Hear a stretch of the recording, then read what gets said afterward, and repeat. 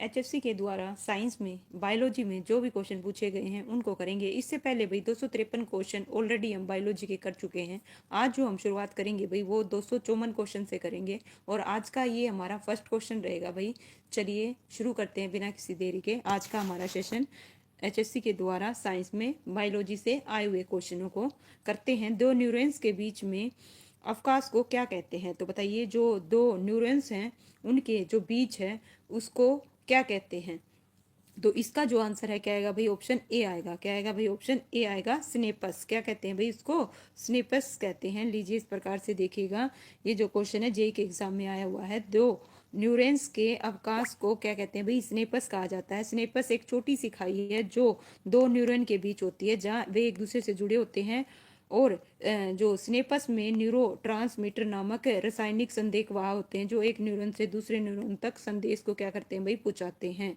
Next है भाई, निम्नलिखित तंत्रिका का एक भाग नहीं है। तो बताइए भाई, क्या एक भाग नहीं है? तो इसका जो आंसर है क्या आएगा भाई? ऑप्शन है निम्नलिखित में से, है ना, जो न्यूरोन सिस्टम है भाई उसमें का एक भाग नहीं है। कौन सा नहीं है भाई?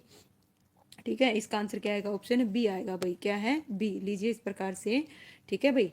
डेंड्राइट एक न्यूरॉन का भाग नहीं है जो सिग्नल को ग्रहण करता है और उन्हें सेल बॉडी, ठीक है भाई, ये किसका भाग है? न्यूरॉन का भाग है, ना कि तंत्रिका का। ठीक है, जो सिग्नल को ग्रहण करता है और उन्हें सेल बॉडी तक पहुंचाता है, यह न्यूरॉन के तंत्रिका में एक महत्वपूर्ण क्या है भाई? भूमिका निभाता है। ठीक है, नेक्स्ट है भाई, विराम अवस्था में एक औसत वैक्स व्यक्ति में श्वसन की प्रति मिनट सामान्य गति क्या है भाई? बताइएगा क्या है? इसका जो आंसर है क्या आएगा भाई? ठीक है, तो क्या आएगा? 9 से 12 आएगा, 15 से 18 आएगा, या 21 से 24 आएगा, या फिर 30 से 33 आएगा भाई। जो विराम अवस्था है, विराम अवस्था में एक औसत वैक्स, औसत बतानी है भाई। ठीक है, जो वैक्स क्या है भाई, है ना, जो मतलब ये लगा लीजिए वैक्स व्यक्ति में श्वसन की जो दर है भाई प्रति मिनट, वो कितनी होती है भाई? 15 से 18। कितनी होती है भाई? 15 से 18। विराम अवस्था में कितनी भाई? है ना, देखिए लगभग 12 से 20 बार होती है। यह दर व्यक्ति की आयु, लिंग और शारीरिक स्थिति अन्य कारकों पर भी क्या करती है भाई? निर्भर करती है। लेकिन एवरेज किसके बीच में रहेगी? ऑप्शन के हिसाब से हम 15 से 18 में जाएंगे, लेकिन लगभग भाई 12 से 20। ठीक है, अगर मस्तिष्क डैश के लिए विशेषज्ञ है, सुनने के लिए, देखने के लिए, प्राण के लिए, या फिर एक सीधी रेखा में चलने के लिए, तो इसका जो आंसर है क्या आएगा भाई? ठीक है, किस चीज के लिए है भाई? इसका आंसर क्या आएगा? ऑप्शन है डी आएगा भाई, एक सीधी रेखा में चलने में। ठीक है, देखिए मानव मस्तिष्क को 3 भागों में विभाजित किया गया है। कितने में? 3 में। कौन कौन से हैं भाई? पहला है अगर मस्तिष्क का मुख्य कार्य विचार, स्मरण शक्ति, कार्य करने की प्रेरणा, गणना, प्रेम, भय, हर्ष और कष्ट का अनुभव किया जाता है। दूसरा जो मध्य मस्तिष्क का प्रमुख कार्य भाई दृष्टि, जो दूसरा है भाई, ठीक है, दूसरा है उसका प्रमुख कार्य दृष्टि, श्रवण और शक्ति का नियंत्रण है। तीसरा, है ना, क्या है भाई? जो तीसरा है पश्चिम मस्तिष्क का प्रमुख कार्य समन्वय, संतुलन और ऐच्छिक क्रियाओं का नियंत्रित करना है। तीनों भाई इंपॉर्टेंट है, ध्यान रखना। कभी अगले का पूछ लेगा, कभी पिछले का पूछ लेगा, तो इस प्रकार आपको पता होना चाहिए कौन सा किसके लिए है। ठीक है, नेक्स्ट है भाई, रक्त द्वारा वाहिका भित्ति पर लगाए जाने वाला बल डैश कहलाता है। तो बताइए भाई क्या कहलाता है ना? अंकुंचन दबाव आएगा, रक्त अपोहन आएगा, या फिर पर कुंचन दबाव आएगा, या रक्तचाप आएगा। तो इसका जो आंसर है क्या आएगा भाई? बिल्कुल ऑप्शन है डी रहेगा, रक्तचाप। क्या आएगा भाई? रक्तचाप आएगा।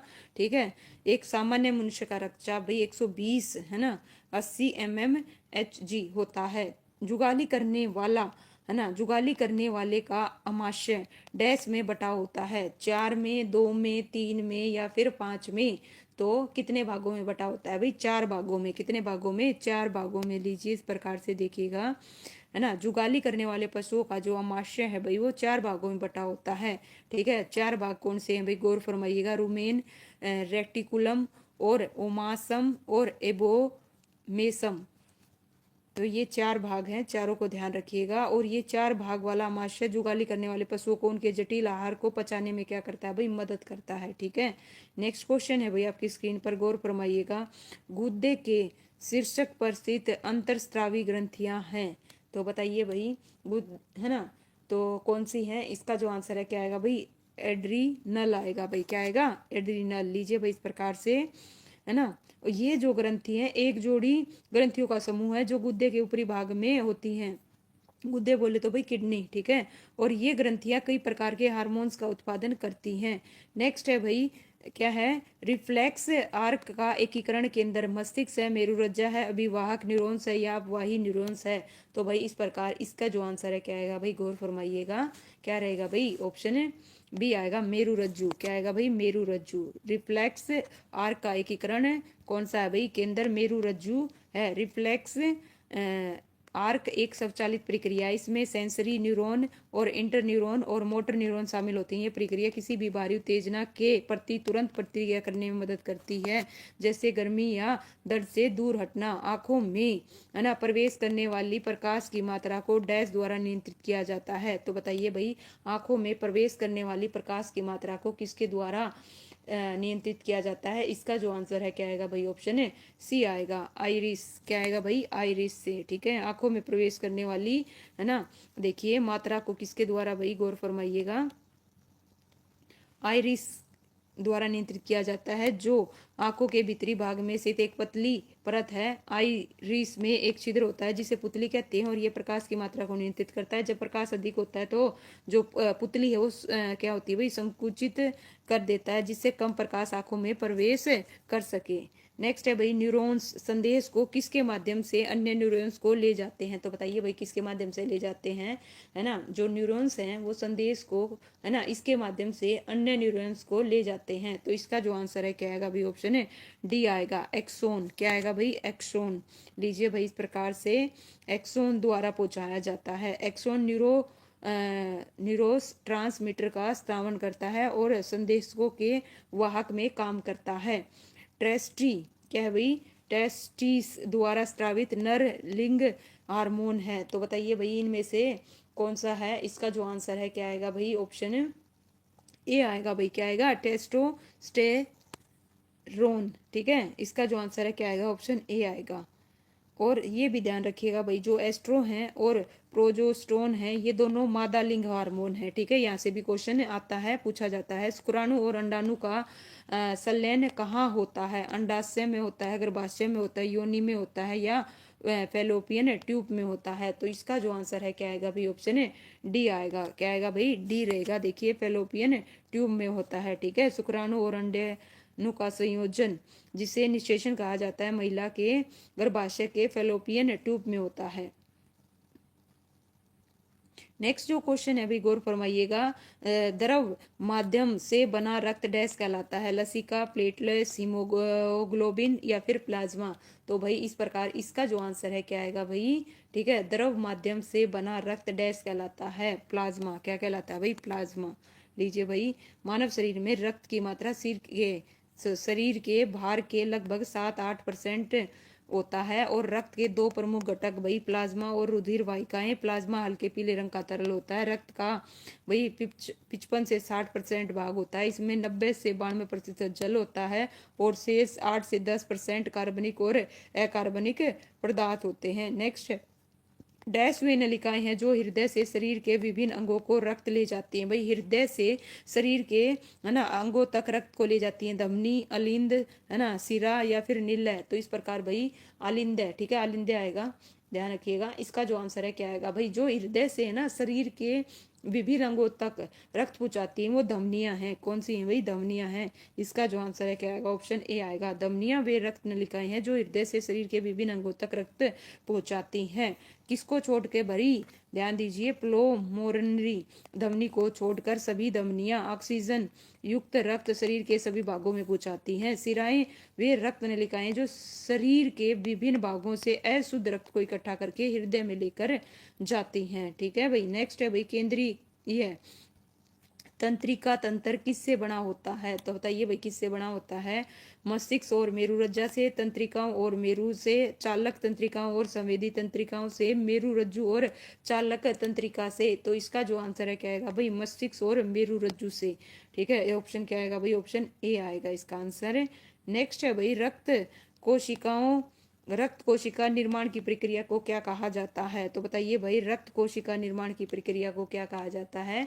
इसका जो आंसर है क्या आएगा भाई, ऑप्शन है रक्त कोशिका निर्माण की प्रक्रिया को, ऑप्शन क्या आएगा भाई, हीमोपोसिस, ठीक है। लीजिए भाई, इस प्रकार से रक्त का अध्ययन करना हेमेटोलॉजी कहलाता है। और रक्त एक तरल संयोजी ऊतक कहलाता है। ठीक है भाई, गौर फरमाइएगा इस वर्ड पे। ठीक है, कैर्नियल तंत्रिका जो कान में पहुंचाती है, चौथी, छठी, आठवीं, 10वीं। ठीक है, तो इस प्रकार भाई है ना, क्या है भाई, 8वीं आएगा। क्या आएगा भाई, 8वीं। ऑप्शन सी रहेगा भाई। क्या रहेगा, ऑप्शन है ठीक 8वीं। देखिए, क्रेनियल तंत्रिका कान तक संवेदनाएं पहुंचाती हैं। नेक्स्ट है भाई, मानव शरीर का सबसे कठोर भाग अस्थि है, नाखून है, डेंटिल है या फिर इनेमल है। तो नो डाउट इसका जो आंसर है भाई, मानव शरीर का सबसे कठोर भाग कौन सा है, इनेमल है। कौन सा है भाई, इनेमल है। लीजिए, इस प्रकार से निम्नलिखित में से कौन सी बड़ी रक्त वाहिनियों को हृदय से दूर ले जाती हैं, केशिकाएं, तंत्रिकाएं, शिराएं, धमनियां। तो इसका जो आंसर है क्या आएगा भाई, धमनी आएंगी भाई। क्या आएगी, धमनी। बड़ी रक्त वाहिनियों को हृदय से दूर लेकर जाती हैं। ठीक है, देखिए जस्ट 1 मिनट। धमनी रुधिर को हृदय से दूर लेकर जाती है। धमनियों का काम ऑक्सीजन युक्त खून को हृदय के द्वारा अन्य अंगों तक पहुंचाया जाता है। सिराओं का कार्य अशुद्ध है ना रक्त को हृदय तक पहुंचाना होता है। नेक्स्ट है भाई, भोजन का पाचन कहाँ पूर्ण होता है, छोटी आंत में, अमाशय में, बड़ी आंत में या फिर यकृत बोले तो है ना जिगर, जिगर बोले तो लीवर में। तो इस प्रकार भाई इसका जो आंसर है क्या आएगा भाई, छोटी आंत। क्या आएगा भाई, छोटी आंत में। ठीक है, आइए समझते हैं भाई, मनुष्य में भोजन का जो है ना पाचन मुख्य रूप से मुंह से आरंभ होता है तथा छोटी आंत में भोजन के पाचन की प्रक्रिया पूर्ण होती है। छोटी आंत से विभिन्न आंतरिक रस, ठीक है भाई, ये जितने भी यहाँ पे दे रखे हैं उनका स्रावित होता है, जो पाचन क्रिया में महत्वपूर्ण भूमिका निभाते हैं। ओस्टो, क्या है भाई, देखिएगा, ओस्टियोलॉजी डैश का अध्ययन है, हड्डियों का, हृदय का, यकृत का या फिर गुर्दे का। ठीक है भाई, बोन्स का है, हार्ट का है या फिर लीवर का है या फिर किडनी का है। तो नो डाउट ये जो है किसका है भाई, हड्डियों का। किसका है भाई, हड्डियों का। नेक्स्ट है भाई, तंतुओं के दांतों वह अस्थियों में मुख्यतः कौन सा रासायनिक पदार्थ पाया जाता है, संकरा पाया जाता है, calcium sulphate, sodium chloride, calcium phosphate है। तो इसका जो आंसर है क्या आएगा भाई, ऑप्शन है, बताइएगा। ठीक है, जंतुओं के दांतों और अस्थियों में मुख्य रूप से कौन सा रासायनिक पदार्थ पाया जाता है भाई, ऑप्शन है डी आएगा, कैल्शियम फास्फेट। क्या पाया जाता है भाई, कैल्शियम फास्फेट। लीजिए भाई इस प्रकार से। ठीक है, शाकाहारी शाकाहारियों में कौन सा अंग जीवाणुओं की सहायता से स्टार्च का पाचन करता है, उदर आएगा, आंत आएगा, यकृत आएगा या सिकेम आएगा। तो नो डाउट इसका जो आंसर है क्या आएगा भाई, आंत आएगा। शाकाहारियों का कौन सा अंग जीवाणुओं की सहायता से स्टार्च का, आंत। ओके, नेक्स्ट है भाई, देखिए आंत। आंत क्या करता है भाई, आंत में स्टार्च के पाचन में बैक्टीरिया द्वारा सहायता प्रदान किया जाता है। भोजन के अधिकांश भाग का पाचन आंत में किया जाता है। नेक्स्ट क्वेश्चन है भाई, रक्त का पीएच कितना है भाई, बताइए। 6.4 है, 10 है, 8.4 है या 7.4 है। तो इसका जो आंसर है क्या आएगा भाई, ऑप्शन है ना डी आएगा, 7.4 है भाई। कितना है, 7.4 है भाई, गौर फरमाइएगा। और ये थोड़ा सारिये होता है।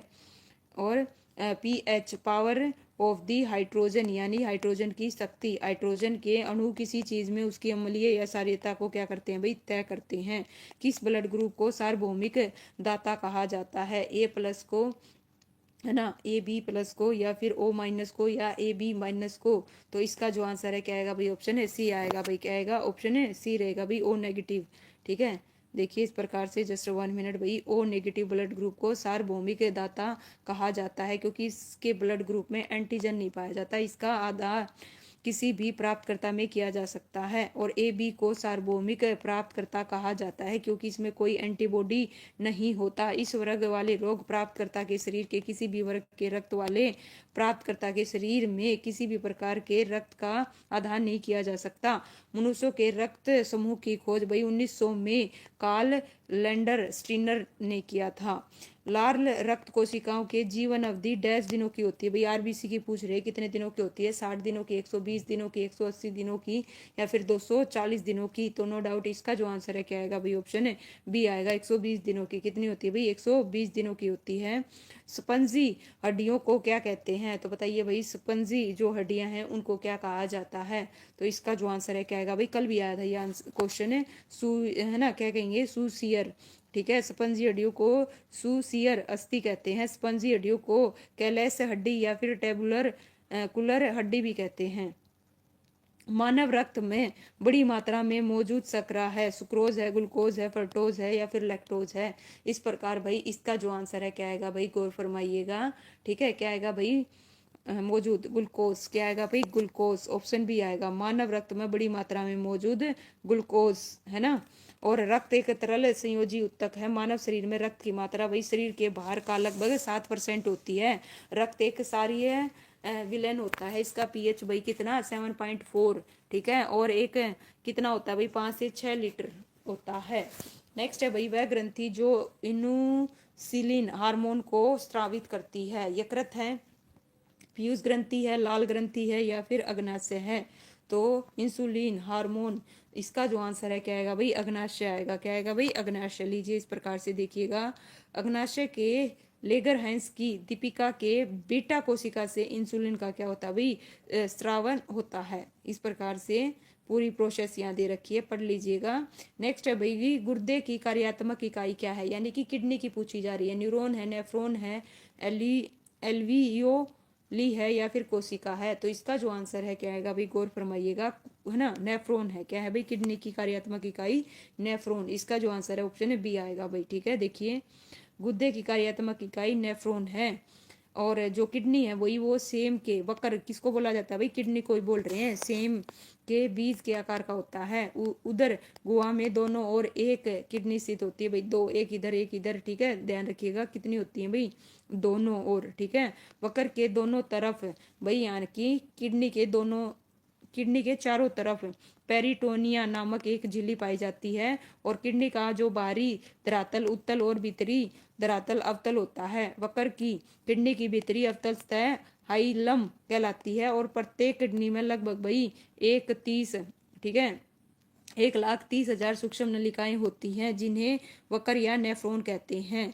नेफ्रॉन वक्र की कार्यात्मक इकाई है। कार्यात्मक इकाई किसकी है किडनी की है। मस्तिष्क में तापमान विनियमन केंद्र क्या है भाई बताइएगा मस्तिष्क में। इसका जो आंसर है क्या आएगा भाई ऑप्शन ए आएगा हाइपोथैलेमस, ठीक है भाई। तापमान का क्या है लीजिए भाई इस प्रकार से। नेक्स्ट है भाई सावधाता, सावधात्रिक रक्त समूह कौन सा है भाई, अभी बताया था ओ नेगेटिव। कौन सा होता है भाई ओ नेगेटिव होता है। इसका जो आंसर है क्या आएगा ऑप्शन है सी आएगा भाई। क्या आएगा ऑप्शन है सी। देखिए इस प्रकार से।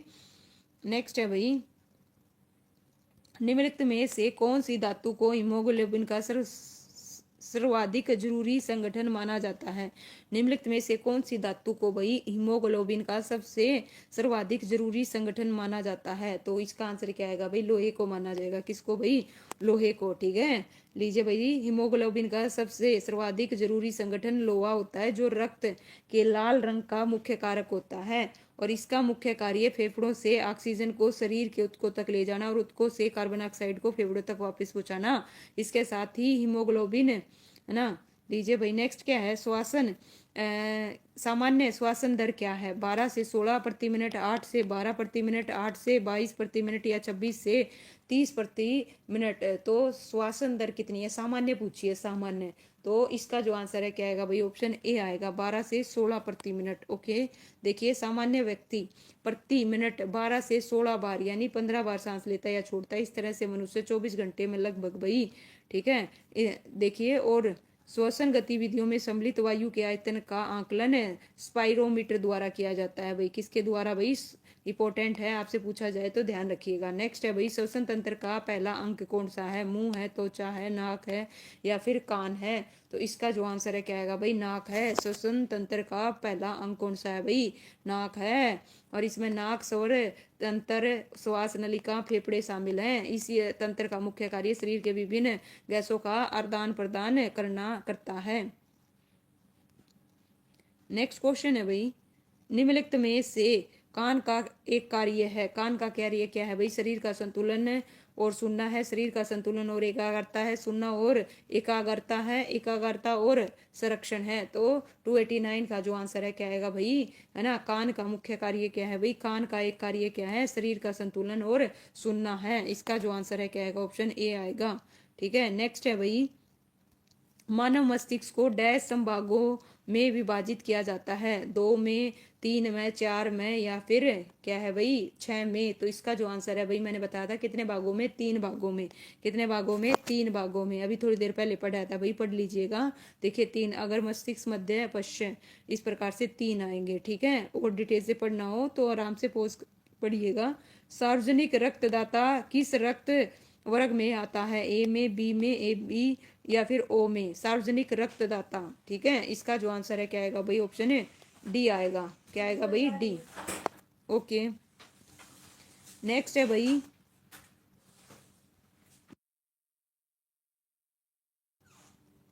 निम्नलिखित में से किसके द्वारा यूरिया का परिवहन होता है? लाल रक्त कणिकाएं, श्वेत रक्त कणिकाएं, जीवद्रव्य या फिर पट्टिका कण? तो इसका जो आंसर है क्या आएगा भाई? निम्नलिखित में से किसके द्वारा यूरिया का परिवहन होता है भाई? इसका आंसर क्या आएगा? ऑप्शन है सी आएगा भाई। क्या आएगा? ऑप्शन है सी आएगा। लीजिए इस प्रकार से, ठीक है भाई। शरीर में रक्त कई घटकों का बना होता है, इसमें लाल रक्त और श्वेत कणिकाएं, प्लेटलेट्स, प्लाज्मा शामिल है। प्लाज्मा है ना, जीव अर्थात जीव द्रव, ठीक है भाई, जीव द्रव, ध्यान दीजिए, जीव द्रव शरीर के सभी अंगों को निश्चित उपापचन के दौरान बनने वाली अपशिष्ट उपायों को एकत्रित करता है और शरीर से बाहर निकाल देता है। इसीलिए प्लाज्मा द्वारा यूरिया को भी शरीर से बाहर किया जाता है भाई, ठीक है। गौर फरमाइएगा भाई, हमारे शरीर में क्या है भाई? मूत्रक और निहाई कहाँ पाया जाता है? मस्तिष्क, घुटना, कंधा या फिर कान? तो इस प्रकार इसका जो आंसर है क्या आएगा भाई? ऑप्शन है डी आएगा भाई। क्या आएगा? कान। लीजिए भाई इस प्रकार से देखिए, कान में पाया जाता है। ओके, मध्यम कान में पाई जाने वाली हड्डी है और ये सबसे बड़ी अथोड़ानुमान अस्थि होती है भाई, ठीक है। लीजिए नेक्स्ट क्वेश्चन आपकी स्क्रीन पर, मानव हृदय में कोष्ठों की संख्या कितनी होती है भाई? ठीक है, 2 होती है, 3 होती है, 4 होती है या 5 होती है? तो इसका जो आंसर है भाई, मानव हृदय में कितनी होती है? 4 होती है, ठीक है। कितनी होती है? 4। 4 कोष्ठक होते हैं भाई, है ना। यह अंग 2 भागों में विभाजित होता है, दायां और बायां। हृदय के दाईं और बाईं और प्रत्येक और 2-2 चैम्बर होते हैं। कुल मिलाकर हृदय में कितने? 4 चैम्बर होते हैं। नर्वस सिस्टम डैश की कोशिका को कहते हैं? नेफ्रॉन, न्यूरॉन्स, ने फीडिया या फिर नसें? तो इसका जो आंसर है भाई, पहले भी आ चुका है ना। तो इसका जो आंसर है क्या आएगा भाई? ऑप्शन है बी आएगा, न्यूरॉन्स को। किसको भाई? न्यूरॉन्स को। निम्नलिखित में से कौन सा एक पादप हार्मोन है? तो बताइए भाई कौन सा है? इसका जो आंसर है क्या आएगा भाई? इनमें से कौन सा पादप हार्मोन है? इसका आंसर क्या आएगा? साइटोकाल, है ना, कालीन पादप हार्मोन है। नेक्स्ट है भाई, रक्त में मौजूद डैश होती है? भूरी रक्त कोशिकाएं, कोलेजन तंतु, लाल रक्त कोशिकाएं, उपास्थि? तो रक्त में क्या होती है भाई? रक्त में क्या होती है भाई? है ना, लाल रक्त कोशिकाएं होती हैं। क्या होती हैं? आरबीसी, ठीक है। देखिए क्या क्या होता है भाई, इस प्रकार गौर फरमाइएगा। रक्त रक्त एक तरल संयोजी ऊतक है जो मुख्यतः 2 अवयवों से मिलकर बना है। एक तो प्लाज्मा, दूसरा रुधिर कोशिकाएं। ये मुख्यतः 3 प्रकार की हैं, आरबीसी, लाल रक्त कोशिकाएं, श्वेत रक्त कोशिकाएं और प्लेटलेट्स, ठीक है भाई। नेक्स्ट है भाई, निम्नलिखित में से कौन सी धातु को हीमोग्लोबिन का सबसे जरूरी संगठन माना जाता है भाई? ठीक है, किसको भाई? अभी रिपीट है ये क्वेश्चन है। लीजिए, लोहा आएगा। क्या आएगा भाई? लोहा। मानव में भोजन का पाचन कहाँ से शुरू होता है भाई? ठीक है, कहाँ से शुरू होता है भाई? ये क्वेश्चन दोबारा रिपीट हो गया, ठीक है। तो देखिए भाई, कहाँ से होता है? मुंह से होता है। कहाँ से होता है भाई? 2 बार एग्जाम में आ चुका है ये क्वेश्चन है, ठीक है। और ये देखिए नेक्स्ट क्वेश्चन क्या कह रहा है भाई? मानव में भोजन का पाचन कहाँ से शुरू होता है? तीसरी बार आ गया, ठीक है। अलग अलग एग्जामों में आया हुआ क्वेश्चन है ये, स्टाफ नर्स के पेपर में पूछा गया क्वेश्चन है। मुंह में आएगा भाई। क्या आएगा? मुंह में आएगा। इस प्रकार से देखिए अच्छे से अपने क्वेश्चन कितने रिपीट करती है भाई। छोटे बच्चों के पोषण के लिए डैश ग्रंथियों की उपस्थिति स्तनधारी वर्ग के प्राणियों की एक विशिष्ट विशेषता है? तो इसका जो आंसर है क्या आएगा भाई?